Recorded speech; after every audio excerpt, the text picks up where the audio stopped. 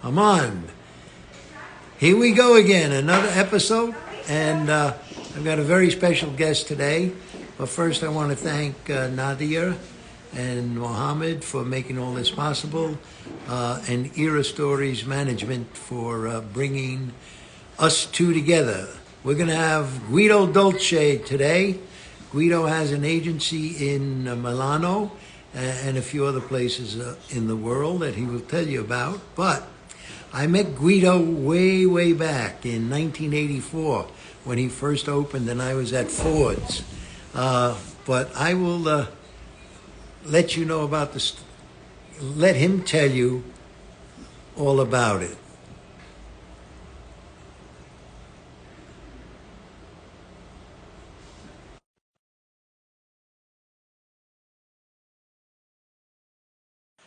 Look, when there's a pause, that means technically we're having problems, or technically we don't know what we're doing.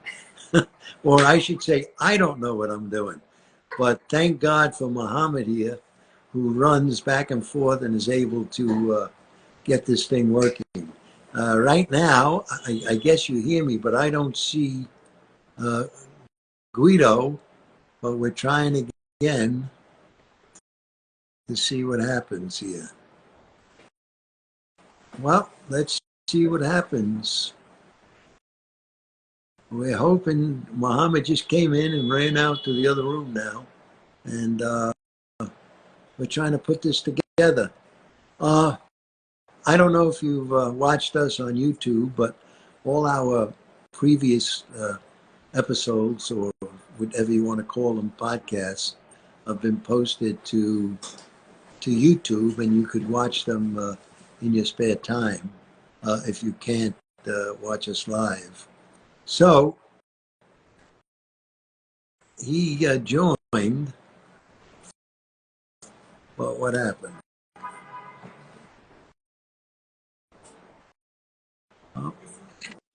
Oh, here we are. All right, Guido. Hi, Joey. Good to see you. How are Jesus, you? it's been a long time. It's been a very long time. So glad to see you back in the States. And I was telling people that I haven't seen you really since 1984 when you first opened up, or maybe in Milano. Oh, I've seen you in Milano a few times, of course, when I opened up Karen's and when I would go there. But I first met you in around 1984. Now, what I want to know is, tell me about yourself. Where were you born? How did you get started? And what brought you into the modeling business? You want also my social security number? No, I don't want that. No, I'm not paying you. I'm not paying you for Okay. this. You're doing this out of the goodness of your heart. Joey, actually, I born in Milan on 1957 in December, next to Christmas. Unfortunately, no present for me, only the Christmas present, not for the birthday. And I studied psychology university, and 2 years after, I decided to join medicine and surgery. But you know what was the 80s, and in the beginning of the 80s actually. And in the 80s, as a young kid, I see the explosion of the fashion industry in Milan. Yeah. Lots of beautiful guys and girls, and that will surrender me, and I decided to join this business and open up an agency.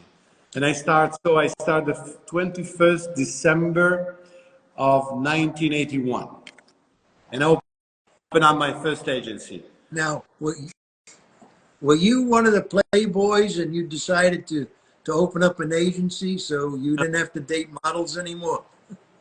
No, actually, it was not question to be playboy. It's question that on the 80s, the world was completely different than now. And the atmosphere was so lovely, especially in cities like New York, Milan. Paris, I have to say, come a little bit later than New York and Milan. Milan and New York, it was like full of Club 54 and Le Cinema. There was like amazing places. And I got involved with all these designers. I still remember that you can meet in the street Gianni Versace, or you can meet in the street Giorgio Armani.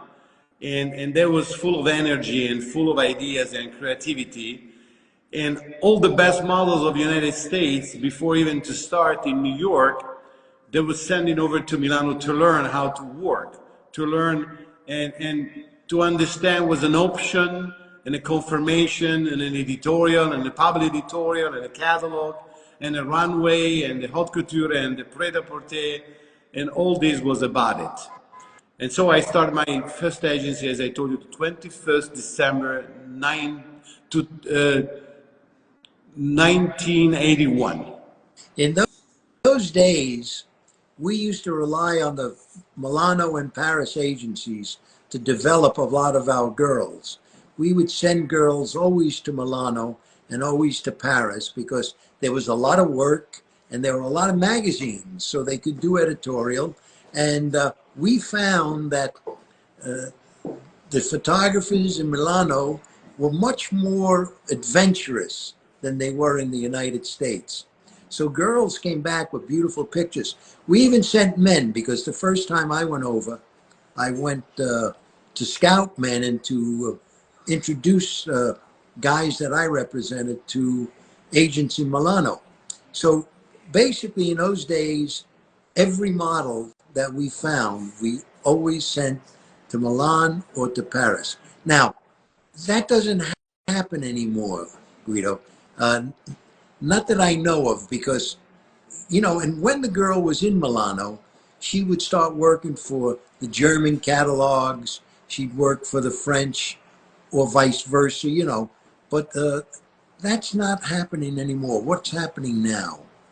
No, the business completely changed, as you said. You know, remember that everywhere you go at that period, you see, if you're like waiting in any a doctor office or dentist or whatsoever, you have ton of magazine on the table, that especially for the female, you know, and you see all these models come from everywhere, from every side of the planet, try to make it up this editorial, this tear sheet, to be able then to come back in New York and make the real money.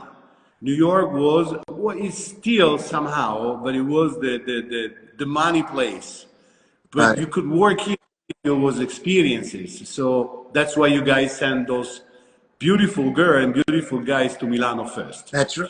We were working with them, we built them up, we helped them to get all this tear sheet, and then there was coming back to New York and make a ton of money. At that time, he was working for the biggest agency ever, which was Ford, with the Eileen Ford and Jerry Ford, right?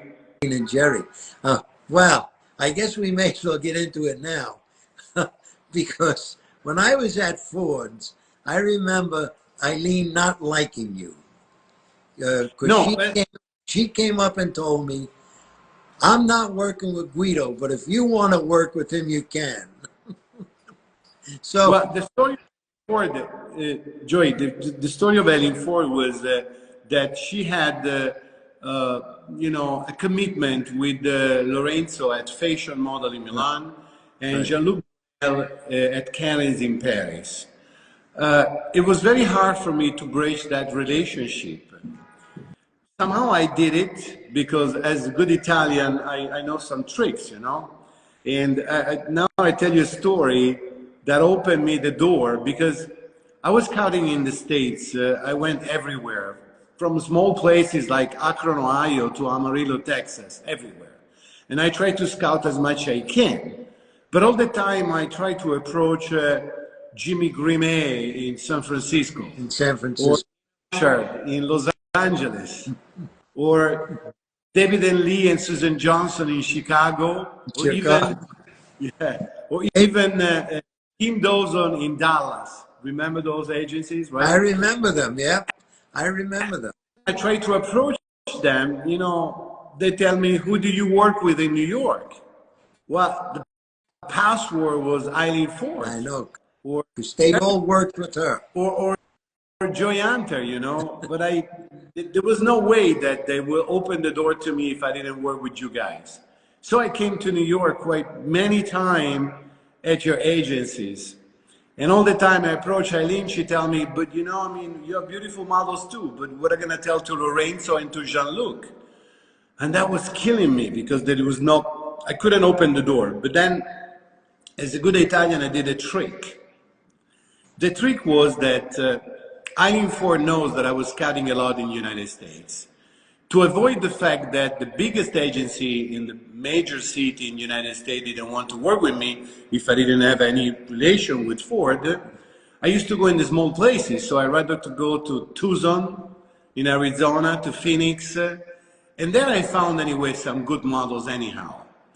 So Eileen Ford noticed that I was, getting, good models, sometime in Omaha, Nebraska, and it's like places that Eileen Ford can go. But at that time, you have a scouter. The director of your scouting of Ford was Bibi Mona. Bibi, right? Yes. Bibi. So I came to New York with my trick. I went to Bibi, and I say, Bibi, we should work together. She said, yes, but here the boss is Eileen Ford, I said, okay, but I'm taking him to drink a coffee. Just let me explain what I'm going to do. She told me, okay, explain to me. And there was also Bill Ford, the son of... yeah, sure.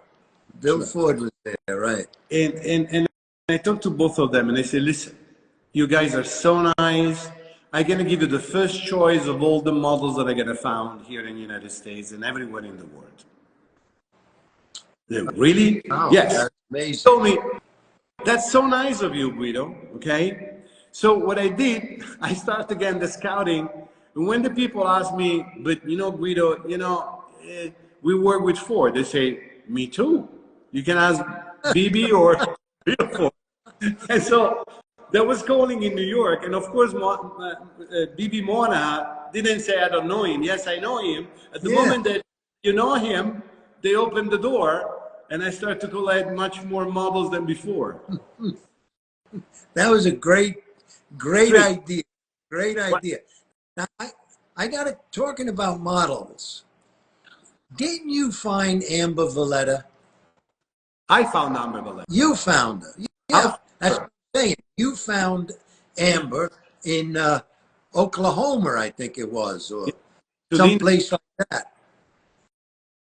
And we wound up with her. How did that happen? Okay, it happened that I found Amber Valletta. She was like 14 or 15 years old. I walk inside Linda Lemon in Omaha, I think it was in Nebraska or some place like that. And I see that girl, not very tall, but sensational, beautiful, incredible. Beautiful. And the agency told me, be careful because I'm not sure she wants to be a model. And I remember that she was wearing, those kind of jeans that they used at that time, very large, very big. I couldn't see her body. I couldn't see anything, And then I was quite rude with her. I said, listen, Amber, if you want me to interview you, you have to wear a skirt, something, because I don't know if your feet are, your angles are huge or, you can do a show. Or what? Yeah. So she said, She drove 1 hour to go back home to change herself and 1 hour to come back. And I say, that's interesting. Whenever you want, you can come to Italy. The first job she did with Fred Gracing, she did like the cover of Vogue Italia. Bingo. Wow. She stayed with me until she finished the school. At the same time, Eileen Ford found out that she was one of my models and she wanted her because, that was like, hey. Sure. But she tried to sign the contract with the mother agency for like the next 2-3 years. The contract expired, Sure. The mother agency. To Linda Lemon, I said, listen, are you going to sign the contract with Ford for these incredible models only for 2-3 years? And they say, so, yes, what? I mean, hey, come on. I mean, she finished the school. She's going to be available to start working. And you as the mother agency will be kicked out of the contract because, the contract will disappear. So just make sure that you sign a longer contract for your model, And Eileen Ford got very, very upset about that. I run, you say, this is not your agency. You should shut up. You should not get involved in our contract. But that was the best models I ever found until that moment. So I say, listen, whatever, I think that I did a good job for the mother agency and for the girl. And after I represent Amber for like 4 years, 5 years, Well, I was still very young in the business, so I lost it at a certain point. I remember that. I remember that whole Amber Valletta thing, you know, when Eileen really wanted her and you had her. And you really developed her and made her what she is today. Yeah. You see, you know, in Milano, it was strange. Eileen worked with fashion and mainly with fashion. And when I went over, I would visit you. Why not? I'd visit Ricardo Guy, and I'd visit all these other agencies which she didn't work with. And I had a relationship with all of them. She had a relationship also, but she only worked with fashion, and then she worked with Karen's. And I understand why you wouldn't want a model to be with Ford, because we could then talk to Lorenzo or talk to fashion or talk to Karen's, and she would leave you. Well, Am I right? yes, Joey. The problem was exactly this one. If you're a model and you work in an agency with hundreds of models that basically only work with another agency, you know, that model start to asking herself, why I'm not with them as well? So the risk to lose the models for me was quite big. In America, you have contract with the models. We have it in Europe too, but they're less strong than you have it in the United States. Yeah. A job in Europe could be French or could be Italian. They're not considering the contract with the model something very strong. They rather prefer to give to the, even if they're an independent contractor, they feel more to this on the side of the model. So to sue the model if she breached the contract is not something that it worth in Europe. That only happens in the United States, and I think it's not worth it, to be truthful. And getting back to, I became good friends with Ricardo Guy, even though Eileen didn't work with him, because I would say 3 or 4, maybe 5 of our top girls were with Ricardo at that time. Ricardo has a very good relationship with the competitor of Eileen, which was John Casablanca at Elite. Yes. So there was like two big groups. One was Ford and one was Elite. But we don't have to forget that Ford was the first one. I guess that Eileen Ford, you can teach us that one, you can tell us, open up the first the Ford agency in 1949. So she was the toppest of the toppest. Then the competitor became Elite, but you know, Ford was the strongest agency in the planet. Everybody wants to work with Ford, clients or mother agencies. I remember Milan. I used to love to go there because during the shows, we would have a truffle party. I remember Monty Shadow would take over Nepenta, I believe, was the disco, and there would be Johnny, myself, Ricardo, and So many people. The guy was partners with Pat Cleveland. They had an agency with showrooms. Yeah. And we all would get together. There was, I forgot his name, but Pat Cleveland made it up, the agency with the booker of Ricardo Guy that used to work for the fashion show, the runway and the showroom. When you have a lot of design. Piazzi. No, Piazzi, no, it was Piazzi. You're talking Piazzi, it was two Piazzi. One is two. Piazzi, one was the booker, and the other one is Giuseppe Piazzi. They own agency, fashion. Agencies, yes. But the problem with Ricardo Guy is that first of all he passed by. I'm so sorry, but you know it happened. You know he was very, very old. I know. But he was a smart guy, and he was the only one that advised John Casablanca to how to compete with Eileen Ford, by the way. And I have to say that in the years, there was a time that they became very, very, very strong. Yeah. But to tell you all the story with Eileen, when finally she finished the relation with Lorenzo and with Jean-Luc, then she called me. She invited me, I guess, in Connecticut to her house, and she told me, now we have a problem with Milan because we cannot work with Lorenzo anymore. Something happened with 60 Minutes, you know, these shows that you have in America. And she told me, okay, so you can became reply fashion in Milan, but we need to open up in Paris too. And I said, okay, I'm European. For me to go to Paris is like for you when you're going from New York to Boston. It's the same things. But we didn't fit with the percentage because they say I should have the 51 and she get 49. She didn't accept that. And plus she has this lady, I mean, a nice lady, but Irish. She didn't want to work with me. I don't know what she has in mind. She probably was in love with Paul Kopp at Look Agency.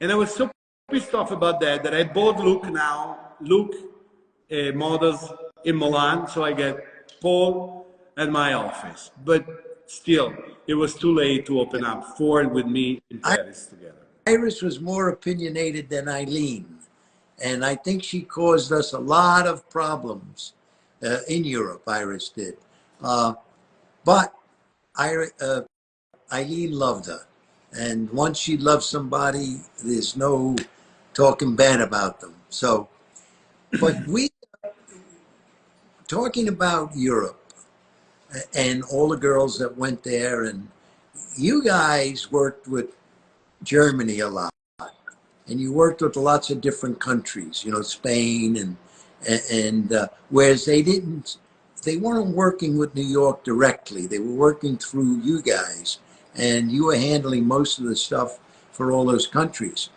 Germany, I remember, was a fabulous market. Everybody wanted to go there because they'd work all the time. It was mainly a catalog market. It wasn't an editorial market, but also they were paid in cash. A lot of them were paid cash. A lot of the models would walk out with the, money in their pocket. Yeah, they pay a lot of money, but also they pay the rest day, they pay the travel day, they pay high fee for the day working. So let's say that they get a model that come from Iowa or Minnesota, whatever in the States, and they want her in South Africa to shoot. She's probably taking 2 days of travel to get there. Yeah. So they pay 50% of the rate when she was traveling. Then of course when she land there, then she need a day rest. So they pay also the day rest. Yeah. So and then for 10 days. So imagine how much money that models will earn on maybe 5 days shooting. So it was like, a fantastic, rate that they paid. But the Germans are very serious. So, it was a very big money market. Big money market. Otto Versailles, Part, Neckermann, Trois Suisse, Ladoux, Next, Madeleine, Bonprix, and then the Triumph, an enormous amount of catalog. And then they were shooting in the Canary Islands. And I remember all the models used to go to the Canaries, and then from the Canaries, they went to Miami. And that's why we opened up in Miami. A lot of the New York agencies went down to Miami and opened up branches because of the Germans and the German catalogs. And of course, we attracted other photographers and clients down there. But that was the original reason why we opened up in Miami. Now, tell me, how many agencies do you have now? No, now I have Milan and New York, but on 2008, I had 22 offices around the globe. Wow. Yeah. Wow, Guido. Yeah, it's true. I had 284, the toughest, 284 employees, basically all over the world. And I also tried to make an IPO. I mean, I tried to go to the stock market in Milan. Unfortunately, even if the price was fixed, they offered me something like 750 million euro as a value. Because, stock market is a multiple of EBITDA. So the problem was that all the broker, they fixed the day of the quotation, the IPO, on 15th of June 2009. The bank called me in February 2009. They tell me, there is a earthquake in the financial market. Oh yeah, that's when it, You know what? New York in 2008, Lehman yeah, Brothers and stuff like that. everything went down. So my IPO, Died unfortunately, on. didn't go through. Well, most model agencies are privately owned or Yeah. owned by a few people. I think the only one who had an IPO was Wilhelmina. When Dieter Esch was there, he put it on the stock market, but I have no idea No, how it's doing. in my volume, trust me. Yeah, it's not doing great on the market. Sure. I was doing, at that time on 2008, I was doing something like $150 million as the total building with 22% of EBITDA. Wow. Yeah, well, Ford, we were doing fabulous also. I mean, we were doing, oh Jesus, when I left, close to $70 million, a year, just in New York, It's interesting that you were going to open up with Eileen in Paris, because I didn't really know that she had approached you about opening up, because I had gone when the wall came down. I went to Berlin for the supermodel contest. And while I was there, I met a French agent who owned a company called Oui, Jean Jean Francois. I think I've got the name wrong, but he told me, he says, "Oh, every time I go to an agency to find a model, she's going to Ford in New York. Every time I go to an agency, she's going to Ford New York." So I said, "Well, why don't you come and work for us? Or why don't you?" We were doing terribly in Paris. We had opened up with all Americans instead of opening up with French, with a French partner. So, and we opened up all by ourselves, and we lost a ton of money. And there were a lot of other circumstances that pertaining to the children and all that. So I brought this guy back. I think it was Jean Francois. I brought him back. I said, "Why don't we open up together?" So I floated the idea to Jerry. He called him. He came in, and they made a deal to 50 and 50. See, he didn't want to go for 51 with you, but he went 50-50, which eventually caused problems later on. But he did a deal with this French guy, and he brought his agency into Ford, opened up Ford, and voila, we were successful. We started to make money. We were in the black, and everything was terrific. Until after I left, and then I hear a lawsuit and a lot of other things that went on, but which I don't know the story about. But how you are one of the guys who have lasted so long in this business. Now, of course, all right, you started at 24. I started at 30, but you've been in the business since you're 24 years old. 40, And how do you last so long? 40, What did you do right? I don't know. I try to be, a good entrepreneur. I mean, I had my top level, then I went down, then I came back, then and I also full of innovation. Right now, we just build up a platform, a digital platform with the AI, and so I still have human behind that, but the AI helps a lot. Number one, the models doesn't have any contract. They just submit them in the platform, and if they agree when some jobs comes, they decide to do the job or not, depending on the fee, depending on the timing, if they're free or not. But the AI help them a lot, and they don't have any obligation. They get their money, they get paid basically even before the client pay us.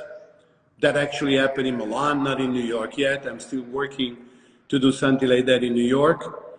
But you know, it works. The platform works. Then I had good employees. I helped them a lot all the time when they have some personal problem. And that probably is the key of the success, to still be here in the business. And I think that anyway, I'm going to give this business myself personally another year or two. And then probably my son or my daughter, whatever, they're going to continuously this business, because I think that still you can make good money.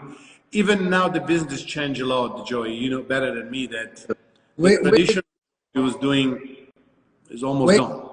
We're going to talk about that, but first, let me bring back something, a memory. Thank you. I don't know if you remember these tags. We all had to get tagged with our picture on it and the date, our name. Yeah, and this I can see. This is from 1993. I see. This was a tag for the Fiera, where they did all the shows. Now, I felt that that was so civilized to do shows in one place, but why I thought it was civilized is because each agency had a booth with a telephone and tables and water and snacks and pretzels and all these stuff. So the models, if they weren't doing a show, they'd go in, they'd sit down, relax, have some food, have a drink of water, and then go to the next show. And each booth had a schedule. So the models could look and say, oh, I got to be at Versace in another 15 minutes and run across. And everything was contained and in the one place. And you spent the whole day there. And I remember going and sitting in the booth and going seeing the shows I wanted. And I would spend 3-4 days doing that, watching our models that were doing shows for a lot of different agencies. Just to be honest, you went there also to see what models the other agency represents. Exactly. It was a great place to, if you wanted to raid other agencies and you saw walk into the other booth, you said, oh my God, I've got to go back and tell Eileen about her. Yeah. Because that's another cool thing. Like the agency, there was maybe like 12, 15 agencies. They all have approximately 1,000 feet large booth, you know. And the booker was there, but also the models, they all come there because, you know, you have something like 6, 7, 8, 10 shows a day for an entire week. So if you're there, you're going to see all the models from all these agencies passing by, and you realize what your competitor represent. There was the time that you didn't have the website. You don't know who the other agency represent. You go into the website, you see who they represent, but at that time you didn't know. And if you want to know, then when you're there, you see them going in and out, and so that was much more smart. I used to go to the shows and take names down, you know. And then another good thing is that if you represented a girl and you were sitting in a booth with that girl and her friends came in from other agencies, it didn't, the girls would go into different agencies. It didn't matter, because if they had a friend at Ricardo Guy or a friend at Major, they would just go and sit there and have a coffee and espresso or stuff. And so you get to see, oh my God, you know, Rachel is with so-and-so. I would love to have her. I'm going to go back and give the list to a BB or to Eileen. I remember when there was a client, you know, that wanted to see Everett Zigova with the swimwear. But Everett Zigova was working for fashion model. And I remember we went to pick her up and tell her, come over. So she come with our booth, then we have a separate, she changed herself, she showed to that client how she fit with the swimwear, and then she go back to her agency and we booked her, okay? And then there was another famous model. I forgot her name, but just to make a long story short, you know, there was this guy that wants to be one of my booker, okay? And I told him, listen, you can join my agency only if you're able to grab that girl, forgot her name, but you know, famous model, and took her over to my booth. This guy ran out, didn't talk to the girls, grabbed her in his arms, and came with the girls in his arms, and as my husband in the book. And she see her in front of me and say, "See, I did it." The girl was shocked, you know, but I'm sure. that was. But in those days, we did in Milano and Paris. We went there to really scout girls outside the agency too. We depended on a lot of our girls that we represented to bring their girlfriends around, and we'd get to know all the models, and we'd be able to pitch them on coming to the United States. In those, Europe never had contracts, as far as I know. Only We had contracts, but we didn't follow the contract as the main goal, because then when you have to sue somebody, it takes 3-4 years in the court. You forget about it, you know. We couldn't work. Only in New York we would pursue the contract. Because the law in New York, when you have a contract, is quite strictly, you know, they make it respected. By the way, I remember the name of the girl was Nikki Taylor. Oh, sure, Nikki. Yes, yes. Big famous model, Nikki Taylor. He grabbed her by hands, by his arms, and he brought her in front of me. I said, "Okay, I hire you, and now I'm gonna hire the models too." She didn't actually decide to come with us, but you know, it was just it was fun. It was fun. We had a lot of fun. The business was a lot of fun. I mean, we could have been rivals, but we sat down and drank together. I remember in Milan, we used to go to this one restaurant, Rigolo, and everybody was there. All the models, all the agents. Yeah, everybody was drinking grappa. Gerard Marie, the boss of Elite Paris. Jean-Luc Brunel, the boss of Karen in Paris. Right.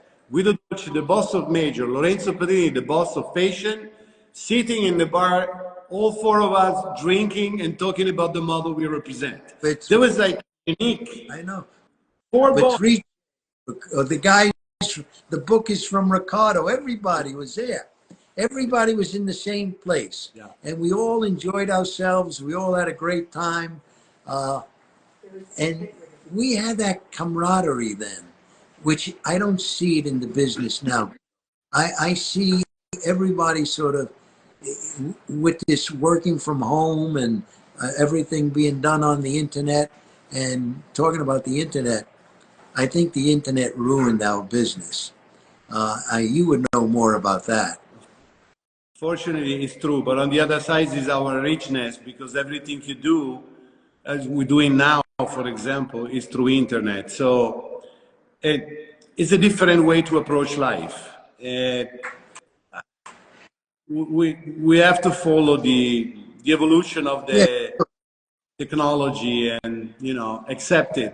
But, you know, the 80s was unique, and we was able to enjoy it and to, you know, made up our life. The life that we have now comes from that period. The experience that we have cannot be canceled. So, yeah, we did. It was well, you know, we were more in contact with the models. I mean, not just on the phone, but personally, which I don't know if that happens now. And whatever catalogs we had, especially like in Germany, with all the catalogs, they're all internet now. And so, thank God for fashion that it goes out of style. If it didn't go out of style, they would use these pictures forever and ever and ever. You know, but now they do have to shoot new ones each year, which keeps that going, thank God. Because, you know, people now with products on the internet, they want buyouts. What do you think about buyouts where they, you know, want it forever for all the countries? I mean, we used to get paid for each country now. Exactly, I remember. So it's still, you know, when there was the usage, where you're going to use this picture in France, okay, this is the fee. And then I'm going to use in Italy, this is the fee. And then in the United States, this is the fee. And so, you know, that girl, she did 3 days shooting. She makes like $50,000 a year, you know. And the next year, they still want to use the picture. Another $50,000 comes in. It's different now. Now there is the influencer, which, you know, they're much, you know, the number of influencers, they're much smaller compared to of the models. But those few good, great influencers, they make a lot of money today. Let me ask you, do you represent influencers? We, all the time, a model, she submit herself in the platform. She she had the Instagram, her Instagram, and my plan today, if I add all the Instagram of my models, we reach over 1 billion followers. Really? Yeah. Wow. So when I want to launch a product, I send an email to all the models with the broadcast, the special way to do it. And if all my model would post it, we're going to reach more than 1 billion people. Wow. Well, that's great. That's it's a whole new. Yeah, because you know, what I launched now is the avatar. So, you know, the AI, but, you know, in the AI, you know, or it's just a box that, you know, like Alexa, you say, Alexa, turn off the light, Alexa, turn down the music. And this is like, you know, or Siri, whatever. The problem is that if you want a human in front of you and talks to you like an AI, then you need to have a model that is going to play for the avatar. So I made up a software that with your headshot, you know, I can make you talk, move your eyes and move your hands, and it's connected with the intelligence of major virtual AI, and you can talk to that avatar as you want. Of course, this avatar is being chosen somewhere, and we offer the avatar on the major virtual platform. So that can make money, and the client will pay the rights to use it. Yeah, that's the new thing. That's the things, but you have to adapt. I have a kid. My daughter, she's 24. My son, the middle one, is 34. So it's gonna be them life, you know, not mine anymore. You know, what I did. I can enjoy it and talk to you about the past, about Ricardo Guy and Eileen Ford, but we're still here to discuss about it, which is you know, the big things. Well, we're discussing the old days, but these are the new days. I met your daughter, who's working here at the Major in New York, and I hear your wife is with you. Yeah. Why don't you bring her on? Your wife used to model in Germany, I believe, right? Yes, how she looks like a German. Hi, Ella. How are you? Good to see you. So you modeled for a while in Germany. My husband talk. Ah, you want him to talk? No, no. Yeah. So how did you model for in Germany before he married you? I was always shy. Well, I'm glad you have a beautiful daughter. Joy, you know how I met her? How? You know, at that time we didn't have the web page, right? Right. So as an agency, you was doing a big poster, you know, with all, and you post all your models, right? Sure. And I received one of these posters from Germany, from Pete Klage's agency. And I see like 200 models posted there, you know? And I look at one of them, she has a bandage, blonde hair, and I say, oh, she's very, very nice, you know? And so, who is she? And they told me, oh, I called the director of the agency, Milano, and it was Angelo. They say, Angelo, who's that girl? She looks nice. Call Pete Klage, we want to represent her, you know? Tell her to come over in Italy. And then Angelo came back to me and said, she doesn't want to come. What do you mean she doesn't want to come? In Milan? She has to come. Okay, you know how it was, you know, it was impossible. No. When I receive a no, I want it. So, okay, I called Pete and I say, Pete, what happened to this girl? Now, Guido, she's working, you know, between Zurich, Munich, and whatever, you know, middle of nowhere for me, you know.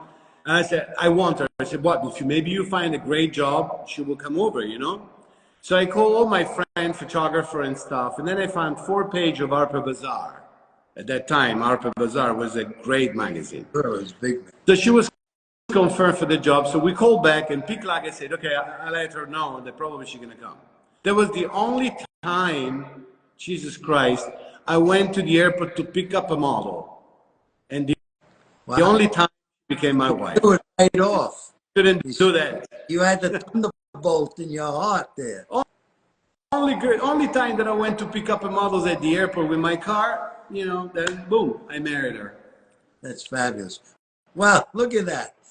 When you married a model, I married 3 of them. Oh. I, No, me only. so You I was married 3 girls, 3 women? You married 3 3 women? models, yeah, 3 models.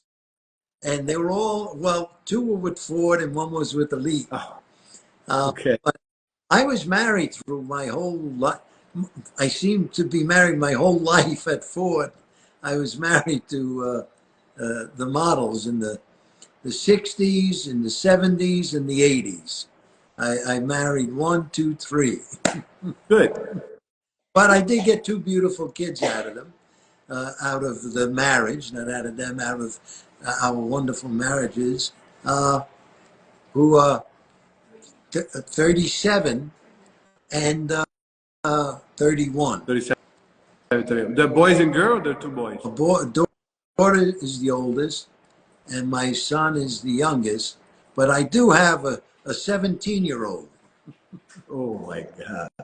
with a lawyer, Oh. and she's my girlfriend. But we never got married. But we do have a child together, a girl named Summer, who's going to go off to college. So But I think you were representing Fabio Lanzone, right? What's that? Going back to the years, you was representing Fabio. Fabio Lanzone. Fabio, yes, oh, of course. He's fabulous. Fabulous. Why did he move in Los Angeles, though? Why he became a... He became an actor. Well, I don't know what he's done, but I know he went out to California. Yeah. And he wound up, he's still there. And I saw a picture of him recently, and he still looks very good. He still looks fabulous. But he used to... Yeah, yes. He used to come into the agency, had the long hair, fabulous face, a really handsome guy. Yeah. And he didn't have you know what I loved about Fabio? He didn't have a care in the world. He never worried about anything. He never was stressed out. Like most Italians, they don't get stressed out, except for the crazy ones. He was rich, beautiful. Why is she stressed out? You know, there's no reason. That's what I hear. I hear he had some money. He came from a very good family in Italy. I remember when he was in Milan, before he became a model and before he became that masculine, you know, he was big. Yeah. I remember him already driving when he was like 21, 22 years old. He was already driving the Porsche. So it was an healthy family from the beginning. What he did in his life, but I think that his beauty, you know, killed the rest of his life because he was living comfortable. You know, he has money, he was beautiful. So you go to Los Angeles, you find him outside the bar, drinking with his big chest and big muscle. So he was one of the handsomest guys I've ever represented. Yeah. And I represented a lot of guys. And otherwise, Guido,